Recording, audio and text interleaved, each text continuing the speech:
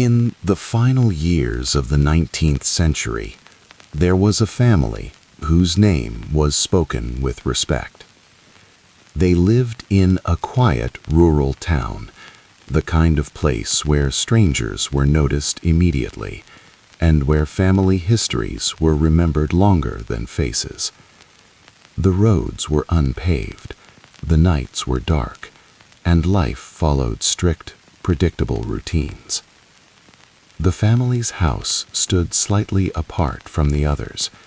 It was large for its time, solidly built, clean, well-maintained. From the outside, there was nothing unusual about it. Neighbors described it as orderly. Church records described the family as devout.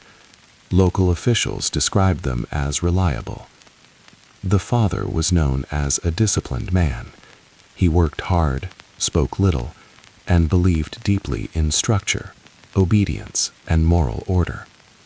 In public, he was calm and polite. He greeted neighbors with a nod. He paid his dues. He attended services regularly. The mother was described as quiet, reserved, and deeply loyal to her household. She rarely socialized outside the family. When she did, she spoke gently and avoided personal topics. Together, they raised several children. To outsiders, the children appeared well-dressed, clean, and well-behaved. They were rarely loud, rarely playful, rarely seen wandering freely like other children in the town. This was often interpreted as good parenting. In that era, silence was mistaken for discipline. Stillness was mistaken for respect. Fear was mistaken for obedience. No one questioned it. The family did not entertain guests. They did not host gatherings. They did not allow neighbors inside their home. And they never permitted their children to stay overnight elsewhere. When questioned, the explanation was always the same. We believe in keeping the family together. It sounded reasonable, even admirable. But over time, people began to notice small things. The children aged strangely. They grew older, but not freer. Their posture remained stiff. Their eyes avoided contact. Their speech was rehearsed, careful, and unnaturally formal. They did not play with others. They did not attend community events. They were rarely seen laughing. One neighbor later recalled something unsettling. They didn't behave like children who were loved. They behaved like children who were being watched. Still, no one intervened. This was the late 1800s. Family matters were private matters, and what happened behind closed doors was considered sacred. The home remained sealed to the outside world. No friends entered. No officials inspected. No teachers questioned absences. And the family continued living as they always had, quietly, rigidly, invisibly. As the years passed, the children became adults, but they did not leave. One by one, people began to notice something that made them uncomfortable. Adult sons and daughters still lived inside the home, still followed strict schedules, still answered to the father's authority. They had no jobs outside, no known relationships, no lives beyond the property. It was as if time had stopped inside that house. By the early 1900s, whispers began. Some said the family was odd. Others said they were overly religious. A few said nothing at all, but they stopped sending their children near the house. No one could explain exactly why. There were no screams, no visible violence, no police reports. Just a growing sense that something inside that home was wrong. One former acquaintance later described a moment that stayed with him for decades. He had visited the family once, briefly, standing just inside the doorway. The air inside the house felt heavy, stale, as if the rooms had not been fully opened to the outside world in years. The curtains were drawn, despite the daylight. Every surface was clean, but nothing felt alive. The family stood together in the room, not casually, not comfortably. They stood as if they were waiting to be inspected. No one spoke unless spoken to. No one moved unless permitted. And when the father entered the room, the atmosphere changed instantly. The children, grown adults by then, lowered their eyes. The mother fell silent. The visitor left quickly, unable to explain the unease he felt, only knowing that he did not wish to return. Still, the town did nothing, because in those years, absence was not evidence. There were no welfare checks, no psychological evaluations, no laws protecting adults from family control. A household could exist in complete isolation, and no one had the authority or the courage to interfere. And so the family remained. Years turned into decades. The world outside modernized. The town slowly changed, but the house did not. The same people lived there, under the same rules, under the same voice. By the time the first death occurred inside that home, no one was prepared for what would follow, because what authorities would eventually uncover was not a sudden tragedy, but a lifetime of quiet domination, carefully hidden behind manners, routine, and silence. Inside the house, life was governed by rules. They were not written down. They were not spoken aloud to outsiders, but they were followed with absolute precision. Every hour of the day had a purpose. Every movement had an expectation. The family rose at the same time each morning. Meals were eaten in silence. Work was assigned without discussion. Prayer was mandatory, lengthy, and performed exactly as instructed. Deviation was not tolerated. There were no arguments, no raised voices, no visible punishment. What existed instead was something more effective: anticipation. The children, now fully grown, did not wait to be corrected. They adjusted themselves before correction was needed. Their posture, speech, and behavior shifted subtly whenever the father entered a room. This was not obedience learned through force. It was obedience learned through fear of the unknown. No one in the family had personal possessions. Clothing was shared. Books were controlled. Letters were monitored. Even thoughts, it seemed, were expected to align. One surviving document from the period, a ledger recovered years later, listed daily activities with unsettling detail. Not just labor and prayer, but emotional states. Contentment maintained. Doubt addressed. Resistance corrected. There was no explanation of how doubt was corrected. There did not need to be one. The outside world was described to the family as corrupt, dangerous, and sinful. Neighbors were portrayed as moral threats. Institutions were described as tools of deception.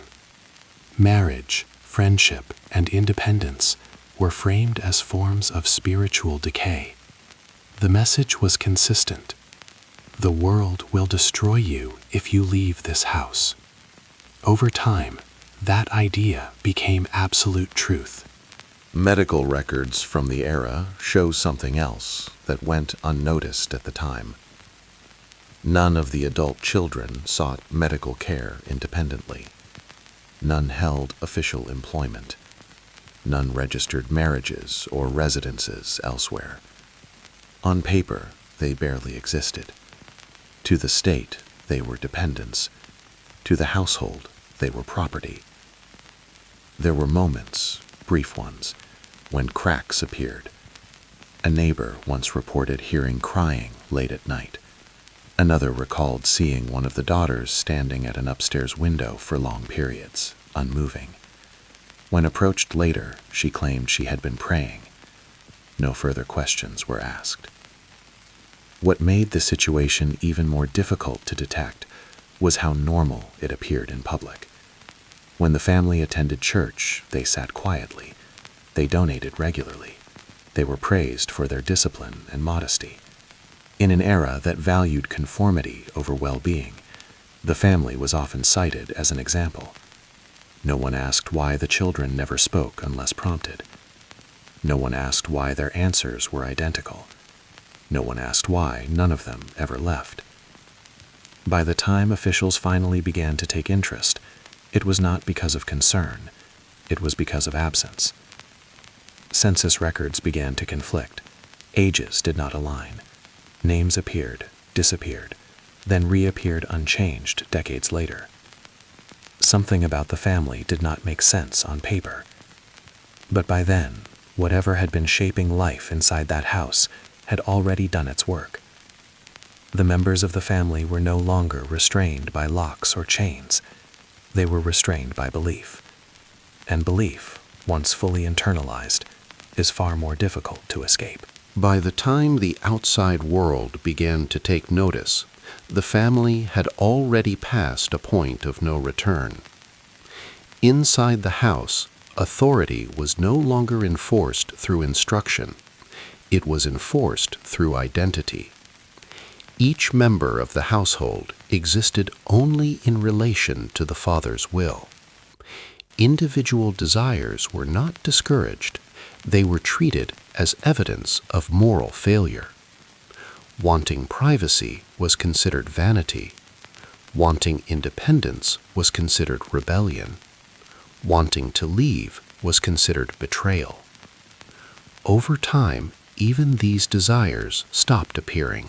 Former acquaintances later described something deeply troubling. When spoken to directly, the adult children did not answer questions as individuals.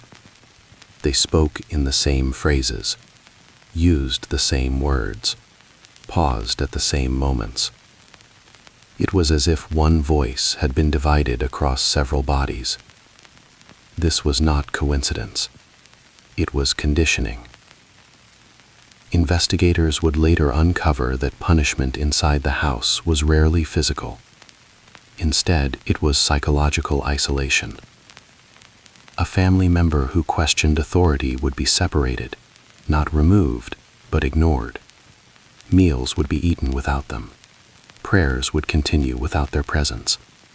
Their existence would go unacknowledged for days.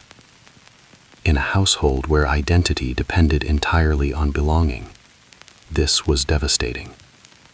The message was clear. You exist only if you obey. Sleep deprivation was common. Night prayers could last for hours. Confessions were demanded repeatedly. Minor impurities were examined in exhaustive detail. The goal was not correction. The goal was exhaustion. Tired minds do not resist. Exhausted people do not leave. One recovered account, written years later by a distant relative, described a brief visit during this period. They recalled seeing one of the sons, well into adulthood, struggling to perform a basic task without guidance. When asked a simple question, he froze, glanced toward the father, and waited. Permission had to be granted even to speak. That moment revealed something terrifying. The family members were not choosing to stay. They no longer knew how to function outside the system that controlled them. As the years progressed, the household grew more closed. Windows were covered more often. Correspondence stopped entirely. No one was allowed on the property without approval. The house became not just a home, but a sealed environment. A world with its own rules, its own truth, its own consequences. Then, something changed. The father's health began to decline, subtly at first. Missed routines, shortened prayers, moments of visible weakness. For the first time in decades, the source of authority appeared fragile. And that fragility introduced something the household had never been allowed to feel: uncertainty. The family had been built around one voice, one rule maker, one interpreter of morality, one source of meaning. Without him, the structure did not weaken. It destabilized. When the first death occurred inside the house, it was officially recorded as natural. But those who would later study the case understood something crucial. The true damage had already been done long before any death certificate was signed. Because by then, the family no longer knew how to live, and they no longer knew how to leave. The death of the father did not bring freedom. It brought silence. For days, no one outside the property knew what had happened. The house remained closed. Curtains stayed drawn. No notice was sent to church officials. No doctor was called. When a local registrar eventually arrived to confirm the death, he was met with hesitation, not fear, confusion. The family members spoke slowly, uncertainly, as if waiting for instruction that no longer came. Simple questions, names, dates, relationships, were answered incorrectly or not at all. It became clear that without the father present, no one knew how to manage even basic procedures. The system had collapsed.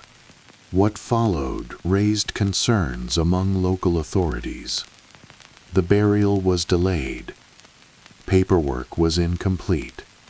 Signatures did not match known records. And when officials attempted to speak privately with individual family members, they were met with resistance. Not from aggression, but from dependency. Several members refused to be separated. Others became visibly distressed when questioned alone. Some simply stopped speaking altogether. This was not grief. It was disorientation. When authorities were finally permitted to enter the house fully, they did not find physical restraints. They found something worse. Rooms arranged identically. Beds placed in lines. Personal items nearly non-existent. There were no photographs of individual family members, only group images. No letters from friends. No records of outside relationships. It was a household designed to erase individuality. Medical examinations revealed signs of long-term neglect, poor nutrition, untreated illnesses, developmental delays in adults who should have been fully independent. Psychological assessments, rare and primitive by modern standards, described the family members as emotionally arrested. They had grown older, but they had never grown autonomous. Perhaps the most unsettling discovery was this: several of the adult children did not understand that they were legally free. When told they could leave the house, some asked where they would be allowed to stand. Others asked who would tell them when to eat. One reportedly asked whether thinking without permission was dangerous. Authorities debated what to do. At the time, there were no clear systems for rehabilitating adults who had been psychologically controlled by family structures. No legal framework existed for this kind of captivity, and so decisions were made that reflected the era's limitations.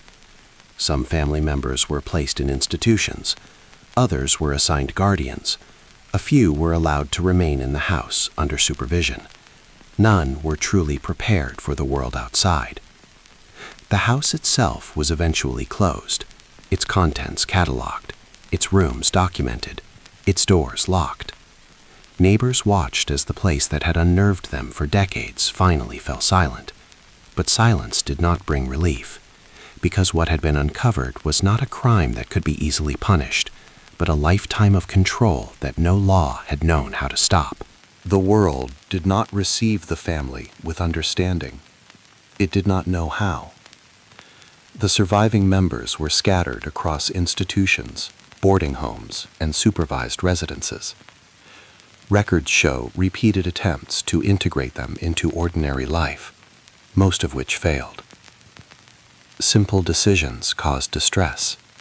Unstructured time caused anxiety. Freedom felt like danger. Years of total control had left them unable to choose without fear. Some adapted partially. They learned basic routines. They followed schedules imposed by others. They performed tasks when instructed. But none formed lasting relationships. Marriage records never appeared. Employment histories were brief and inconsistent. Most lived quiet, isolated lives, monitored until their deaths. A few attempted independence. Those cases ended quickly. One individual returned voluntarily to institutional care within weeks, describing the outside world as too loud, too fast, too uncertain.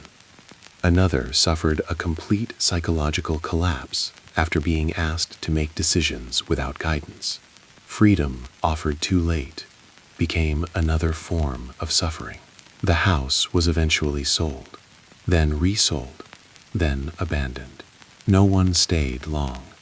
Visitors reported an oppressive atmosphere, rooms that felt smaller than they were, silence that seemed intentional rather than empty. Local children dared each other to approach the property, but never went inside.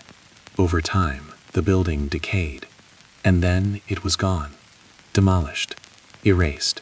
The case faded from public memory. It did not fit neatly into categories of crime. No dramatic trials, no single moment of violence, just decades of quiet obedience. Historians later described it as an example of familial psychological captivity, a phenomenon poorly understood at the time and rarely acknowledged even now. What remains unsettling is not what authorities found, it is what they didn't. No chains, no locks, no physical barriers, only belief, only repetition, only a system so complete that its victims no longer recognize themselves outside of it. And that is why the story endures, because it forces an uncomfortable question: how many lives can be controlled, not by force, but by certainty?